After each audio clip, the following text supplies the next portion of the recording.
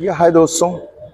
दोस्तों, जैसे कि हम बात कर रहे हैं कि अपने ही परिवार के जो सदस्य हैं मिस्टर अमन गुर्जर, उन्होंने सवाल किया था कि अ, मतलब राइट डिसीजन कैसे लें, उस पे हमने वीडियो बनाया।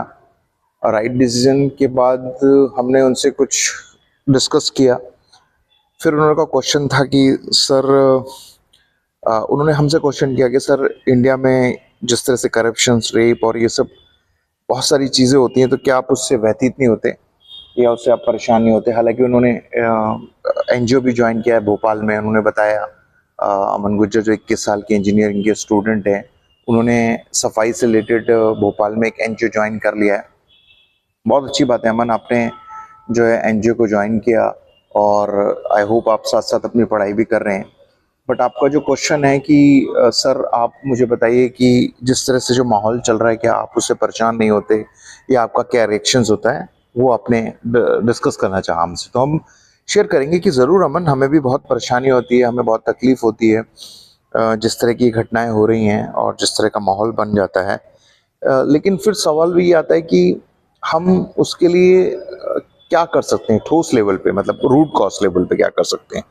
तो उसके बहुत सारे तरीके हैं कि एक होता है कि आप सबसे पहले तो खुद की जिम्मेदारी ले सकते हैं कि यार एटलीस्ट मैं अपना ध्यान रख सकता हूँ, या मैं इस तरह की कुछ चीज़ें ना हो। अपने बच्चों को आप उस तरह से संभाल सकते हैं। एटलीस्ट सबसे पहले ये रिस्पॉन्सिबिलिटी निभा सकते हैं। उसके बाद आप पे डिपेंड करता है कि आप कितने उसको कॉन्क्रीट लेवल पे करना चाहते हैं। मतलब आप बाकी सारी चीज़ें संभालते हुए शायद आप एक एनजीओ खोलना चाहें, अच्छी बात है, खुद का एनजीओ खोलना चाहें, या किसी एनजीओ को ज्वाइन करना चाहें, या आप एक प्रशासनिक अधिकारी बनना चाहें जिसकी वजह से इसको सॉलिड लेवल पे आप कर सकें, चाहे वो आईएएस यूपीएससी की तैयारी है, जो भी है।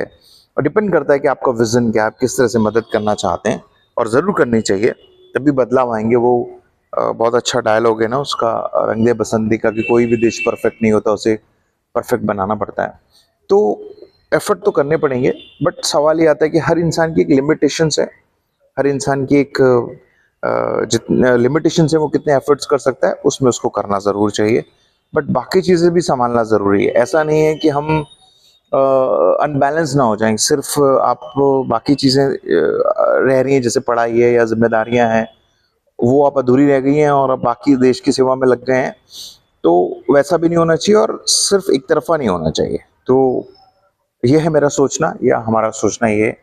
आई होप आपको हेल्प करेगा ये जवाब, और अगर कुछ क्वेरीज हैं तो आप शेयर कर सकते हैं। Thank you. Thank you.